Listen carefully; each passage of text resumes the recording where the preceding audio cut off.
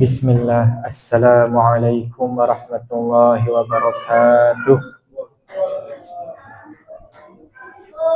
Alhamdulillah, wassalatu wassalamu ala rasulillah wa ala alihi wa sahbihi wa mawalah, amma ba'du. Bapak Ibu hadirin sekalian, seperti biasa sambil beristirahat kita mendengarkan kultum singkat. Kalau ibu-ibu sepertinya berkurang, tersisa berapa Bu? 8, alhamdulillah. Nah, Bapak Ibu sekalian, rukun iman itu ada berapa? 5 atau 6? 6. Kalau yang ke-6 apa? Nah, iman kepada qada dan qadar. Nah, sekarang kita akan bahas ini, Pak Bu. Ini tuh ya, iman kepada qada dan qadar tuh, dari semua rukun iman ini paling susah dan ditaruhnya di ujung, dan bahkan tidak sedikit muslim yang belum paham. Tapi kalau rukun iman yang 5 sebelumnya, itu dari kata-katanya juga udah mudah dipahami. Iman kepada Allah, malaikat, kitab, rasul, hari akhir atau hari kiamat. Tapi qada dan qadar, sebagian muslim mungkin bingung. Qada, qadar itu apa?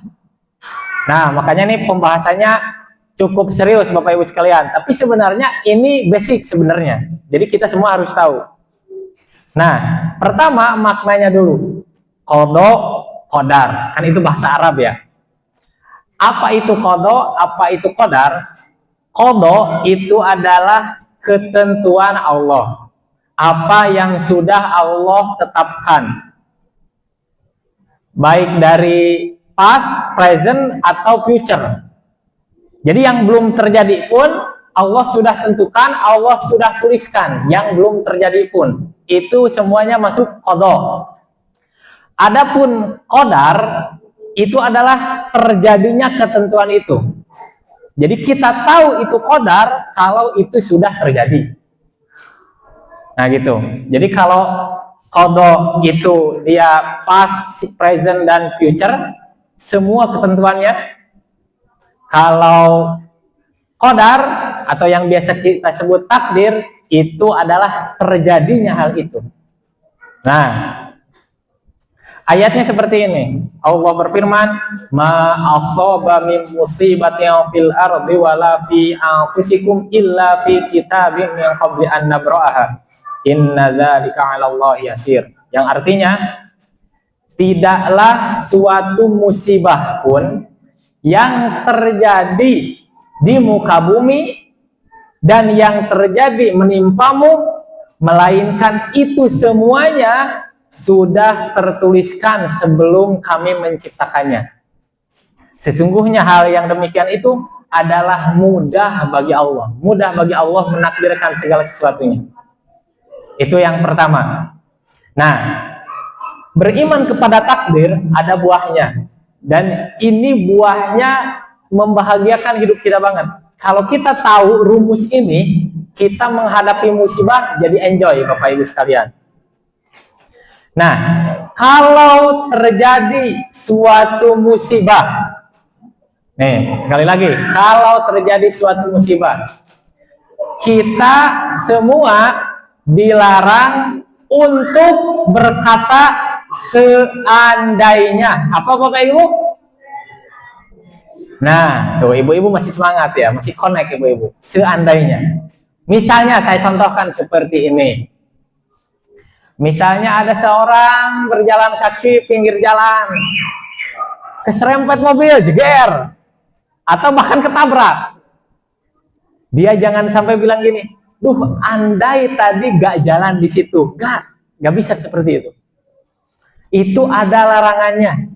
Terima aja. Atau misalnya contoh lain, ada seseorang sedang duduk nongkrong di mana kayak gitu, terus jatuh ketiban pohon atau ketiban apa gitu. Terus dia bilang, duh seandainya tadi gak duduk di situ. Nah, gak bisa. Itu udah takdirnya. Jangan bilang seandainya. Gimana hadisnya? Rasulullah SAW bersabda, fa in asabaka syai' fala taqul law anni fa'altu kana kadza wa kadza walakin qul qadarullahu wa ma syaa fa'al.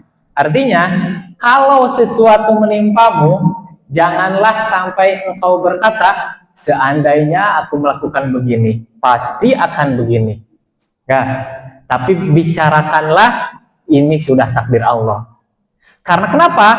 Fa inna lau taftahu amala syaiton. Karena seandainya itu akan membuka pintu setan. Jadi Bapak Ibu sekalian, kita harus bisa membedakan mana yang menjadi pilihan kita. Pilihan itu ada di tangan kita karena Allah Subhanahu wa taala ngasih kita pilihan sebagai manusia. Mana yang nggak bisa kita pilih, dan manusia akan ditanya dengan pilihan-pilihannya. Dan manusia tidak akan ditanya tentang apa yang dia gak bisa milih. Contoh, kita lahir dari orang tua mana, kita gak bisa milih. Kita lahir di mana, kita gak bisa milih. Kita lahir jadi orang negara mana, kita gak bisa milih.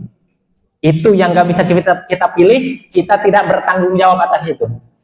Tapi yang kita bisa milih, kita mau sholat atau tidak, itu kita bisa milih. Kita mau menutup aurat atau tidak, kita bisa milih. Kita mau puasa atau tidak, itu kita bisa milih. Makanya kita bertanggung jawab atas pilihan-pilihan kita. Dan kita, ini terakhir nih, kita tidak bisa berdalih dengan takdir atas apa yang kita pilih. Dan ternyata Bapak Ibu, pernah ada kasusnya di zaman Umar bin Khattab. Pada zaman Umar bin Khattab, suatu ketika ada seorang pencuri. Pada zaman Umar bin Khattab, hukum Islam diterapkan dong. Kalau yang mencuri, dipotong tangannya. Tapi si pencuri ini, Pak Bu, berdalih. Dia bilang apa? Kok aku mau dipotong tangan? Aku kan mencuri karena takdir Allah. Ana saraktu hadza biqadarillah. Umar balasnya gampang. Wa ana aqta'u yadaka biqadarillah. Aku juga motong tanganmu dengan takdir Allah, katanya gitu. Nah, jadi kita tuh tidak bisa berdalih dengan takdir apa yang kita bisa milih. Misalnya kita terjatuh kepada dosa, kita gak bisa berdalih itu takdir. Karena kita bisa milih dosa itu. Kita bisa milih kita melakukan dosa atau meninggalkannya. Tapi hal-hal yang kita gak bisa milih, musibah, kecelakaan, nggak ada dong yang milih kecelakaan, kehilangan, nggak ada dong yang mau kehilangan, artinya nggak ada yang bisa milih itu, kita nggak bisa milih, nah itu baru bilang, ini sudah takdir Allah, udah mau apa lagi. Nah, mudah-mudahan bisa dipahami Bapak Ibu sekalian, demikian mudah-mudahan ada manfaatnya, kita mulai sholat tarawih kita.